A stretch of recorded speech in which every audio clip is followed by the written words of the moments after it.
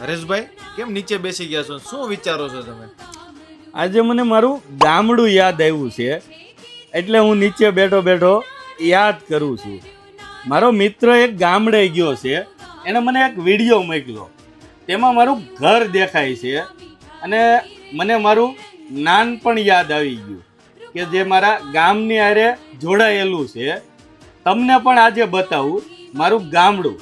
સૌરાષ્ટ્રમાં આવેલા તુલસી શ્યામના જંગલમાં મારું નાનું એવું નેસડું એ નેસડું છે કે જેની અંદર નાની એવી વસ્તી છે અને એકદમ ગાંડી ગીરની અંદર આવેલું છે.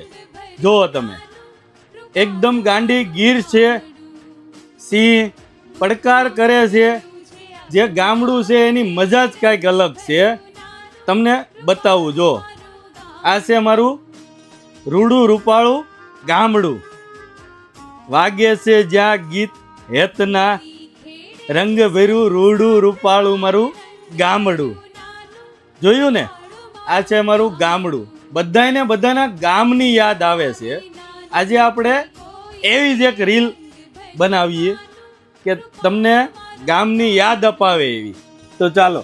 અને જો આ છે આપણને આપણા ગામડાની યાદ અપાવે ને તેવા મઠાર લોટા. તેની અંદર આપણી પાસે 2 સાઈઝ મળી રહેવાની છે. 1 નંબર અને 2 નંબર એમ 2 સાઈઝ મળી રહેવાની છે. જે આપણને નાના હતા ત્યારે આપણી માં આ રીતે લોટામાં ભરી અને ખાટી સાઈઝ આપતી અને જે મજા આવતી એ અત્યારે નથી આવતી. જો માએ ખાટી સાઈઝનો લોટો ભરી દીધો હોય અને જે આપણને પીવાની મજા આવે એ અત્યારે આપણને નથી આવતી. તો થોડી ગામડાની યાદો તમે પણ લ્યો.